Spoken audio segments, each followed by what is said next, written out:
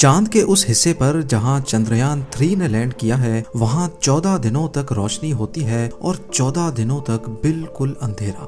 तो फिर इन 14 दिनों तक चंद्रयान 3 अर्थ पर मौजूद इसरो की टीम से कैसे कांटेक्ट कर पाएगा। इंडिया चांद पर सॉफ्ट लैंडिंग करने वाला चौथा मुल्क तो बन गया है, लेकिन यहाँ के साउथ पोल पर आज से पहले कोई और कंट्री अपना स्पेसक्राफ्ट क्यों लैंड नहीं कर पाई। अस्सलाम वालेकुम friends, welcome back to my YouTube channel. मेरा नाम है नादिर इकबाल। तो क्या हाल चाल है, सब खैर खैरियत से है ना। तो आज हम रिव्यू करने वाले हैं जेम टीवी की वीडियो के ऊपर, जिन्होंने एक वीडियो रिलीज़ की है चंद्रयान 3 40 डेज वाई। Let's go, let's see what happened.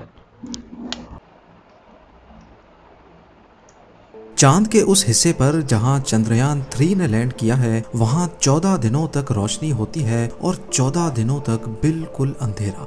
तो फिर इन 14 दिनों तक चंद्रयान 3 अर्थ पर मौजूद इसरो की टीम से कैसे कांटेक्ट कर पाएगा। इंडिया चांद पर सॉफ्ट लैंडिंग करने वाला चौथा मुल्क तो बन गया है, लेकिन यहाँ के साउथ पोल पर आज से पहले कोई और कंट्री अपना स्पेसक्राफ्ट क्यों लैंड नहीं कर पाई। और अपोलो 11 को चांद तक पहुंचने में सिर्फ 3 दिन, जबकि चंद्रयान 3 को 40 दिन क्यों लग गए।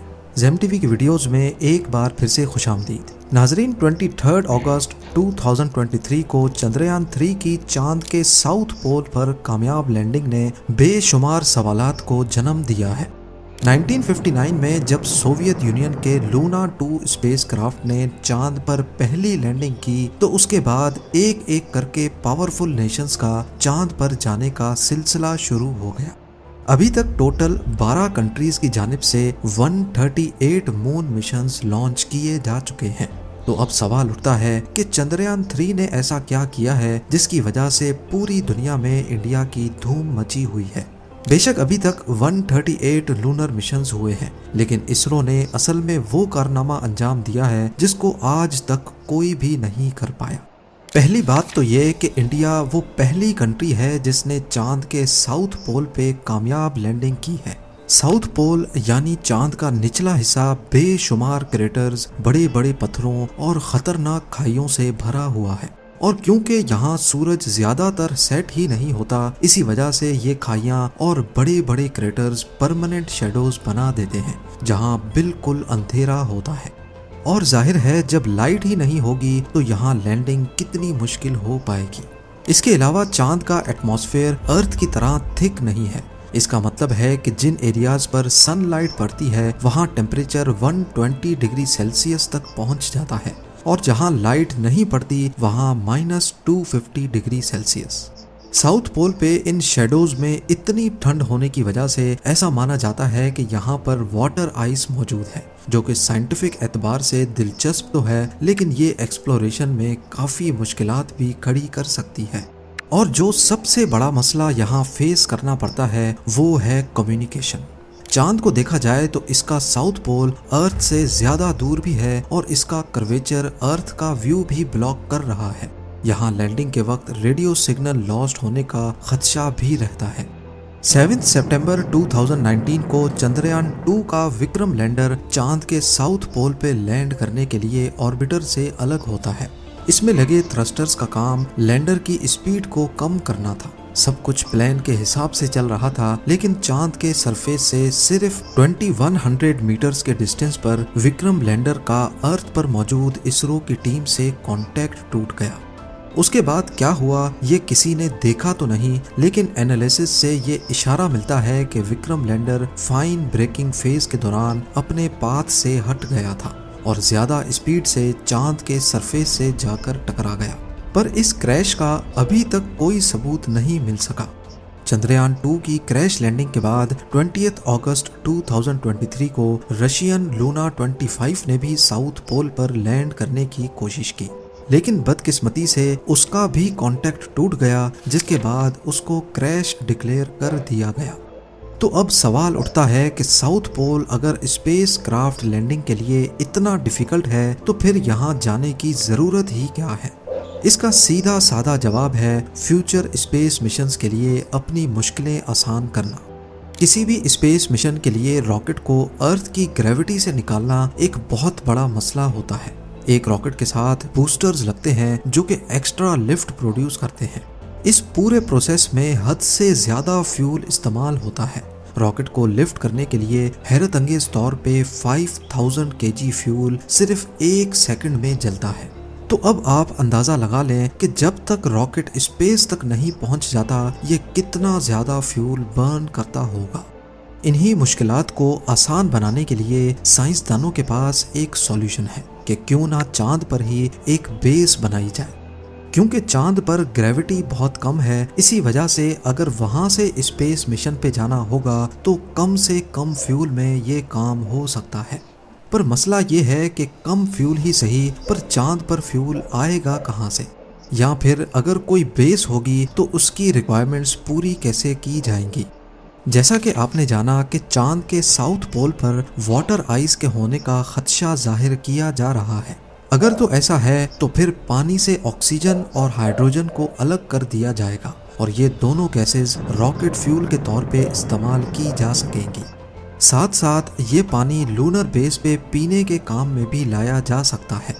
इसके अलावा लूनर साउथ पोल के बारे में ख्याल है कि यहाँ पर हीलियम 3 भी मौजूद हो सकता है। ये आइसोटोप न्यूक्लियर रिएक्टर के लिए बहुत ज़्यादा ज़रूरी होता है। अगर तो यहाँ पर हीलियम 3 के रिसोर्सेज मिल गए तो ये चांद पर न्यूक्लियर रिएक्टर के जरिए एनर्जी बनाने में भी इस्तेमाल हो सकता है, और अगर इसकी क्वांटिटी ज़्यादा हुई तो इसको वापस अर्थ पर भी लाया जा सकता है, क्योंकि कुदरती तौर पे अर्थ पर हीलियम 3 बहुत रेयर है। इन्हीं सब साइंटिफिक रिसर्च के लिए तमाम पावरफुल कंट्रीज चांद पर जाना चाहती हैं, जिसमें इंडिया के चंद्रयान 3 ने यहाँ कामयाब लैंडिंग करके हिस्ट्री में अपना नाम दर्ज करवाया है।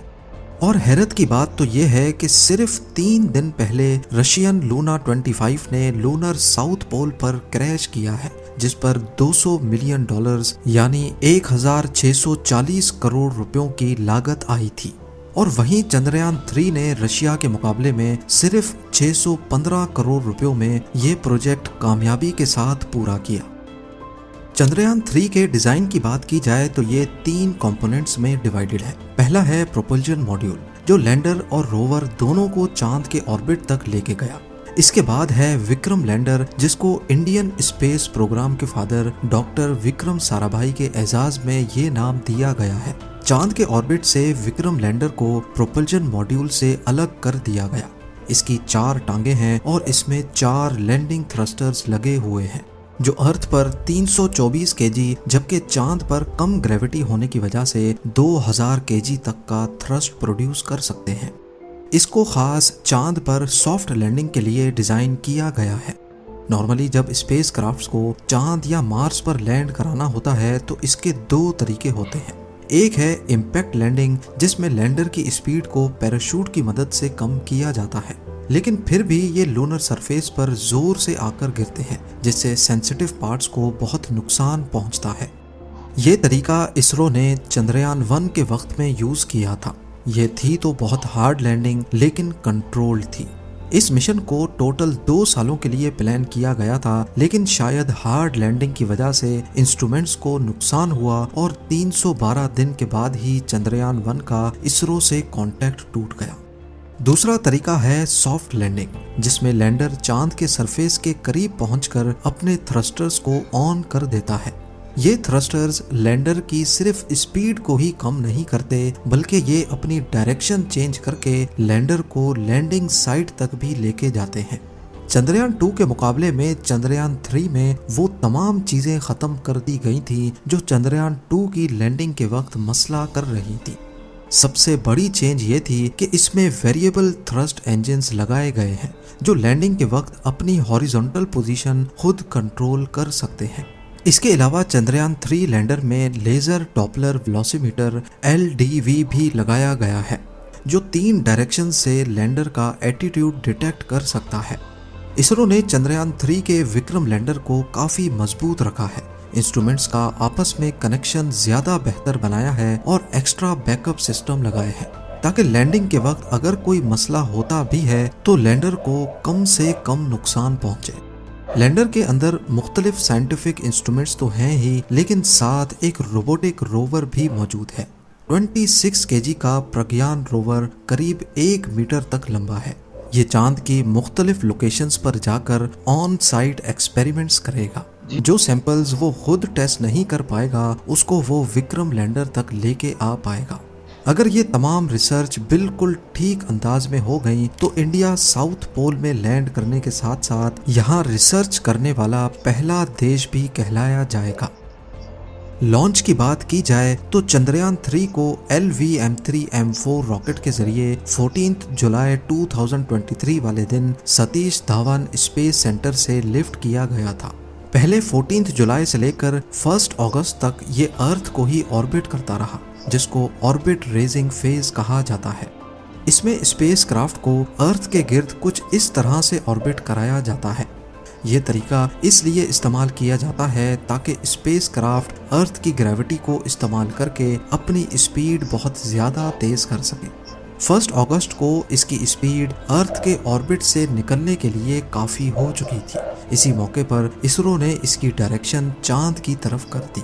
इस एनिमेशन में ब्लू डॉट अर्थ है, पर्पल लाइंस चंद्रयान 3 का ऑर्बिट और ग्रीन लाइंस चांद का ऑर्बिट है। इसी तरह चांद के गिर्द भी इसका ऑर्बिट कुछ इस तरह का था। पहले दिन इसने चांद के गिर्द एक बहुत बड़ा ऑर्बिट किया, फिर एक एक दिन करके ये चांद के गिर्द और करीब आता गया।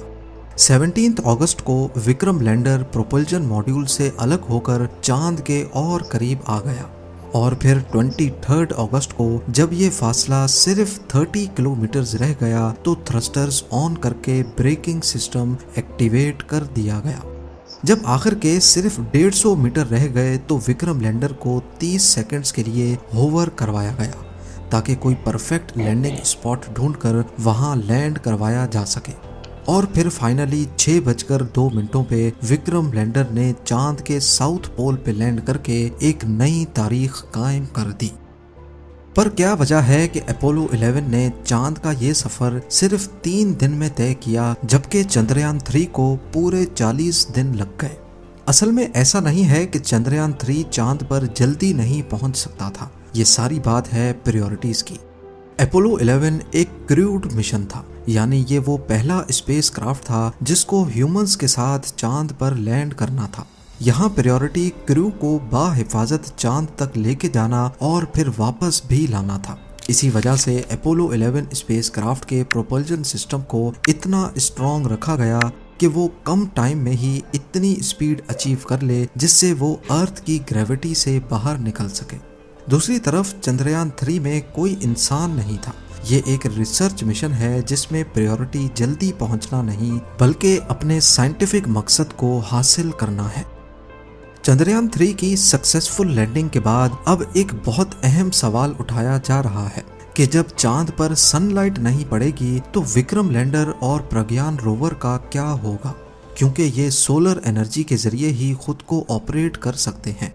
चांद के साउथ पोल पे 14 अर्थ डेज तक सनलाइट पड़ती है और अगले 14 दिनों तक मुकम्मल अंधेरा रहता है। इस दौरान प्रज्ञान रोवर का इसरो के साथ कांटेक्ट टूट जाएगा, लेकिन वो विक्रम लैंडर के साथ कांटेक्ट में होगा और फिर विक्रम लैंडर इंपॉर्टेंट इंफॉर्मेशन को इसरो की टीम तक रिले कर पाएगा। इन 14 दिनों के अंधेरे में ये अपनी बैटरी पावर को बचाने के लिए कोई काम नहीं करेंगे ताकि ऐसा ना हो कि पावर खत्म होने की वजह से इनका मेन कंप्यूटर बंद हो जाए। ये मिशन तब तक चलता रहेगा जब तक कि कोई मसला ना हो जाए और इसरो का लैंडर और रोवर के साथ कांटेक्ट हमेशा हमेशा के लिए टूट ना जाए। पर एक बात तो तय है कि विक्रम लैंडर और प्रज्ञान रोवर वापस अर्थ कभी लौट कर नहीं आएंगे, क्योंकि इनमें सिर्फ उतना फ्यूल ही था जितना लैंडिंग के वक्त इस्तेमाल हुआ था। ये वो चांद की वीडियो है जो लैंडिंग से सिर्फ 8 दिन पहले चंद्रयान 3 के पोजीशन डिटेक्शन कैमरा से रिकॉर्ड की गई थी और ये वीडियो 17 अगस्त की है जब विक्रम लैंडर प्रोपल्जन मॉड्यूल से अलग हो गया था। उम्मीद है ज़ेम टीवी की ये वीडियो भी आप लोग भरपूर लाइक और शेयर करेंगे। आप लोगों के प्यार भरे कमेंट्स का बेहद शुक्रिया। मिलते हैं अगली शानदार वीडियो में। तो जनाब ये थी आज की हमारी वीडियो। जैसे कि चंद्रयान के बारे में आपने सारी मालूमात जान ली हैं, तो इंडिया अब दुनिया का 4वें नंबर पर आ चुका है कि उन्होंने चांद पर लैंडिंग की है। इसी तरह जो भी मुल्क है वो अगर मेहनत करे तो वो काम कर सकता है जो कोई और नहीं कर सकता। अगर कोई तय करे कि यार हमने इस तरह करना है और वो लगातार कोशिश में लगा रहे तो वो काम हो के रहता है। तो जैसे कि आपने सुना पहले चंद्रयान 2 फेल हो चुका था, लेकिन अब चंद्रयान 3 सक्सेसफुली लैंड कर चुका है। अगर वीडियो और मालूमात आपको पसंद है तो वीडियो को लाइक करें, चैनल को सब्सक्राइब करना मत भूलिएगा और कमेंट में अपनी कीमती राय का इजहार ज़रूर फरमाते जाएं। अल्लाह हाफ़िज़, शुक्रिया।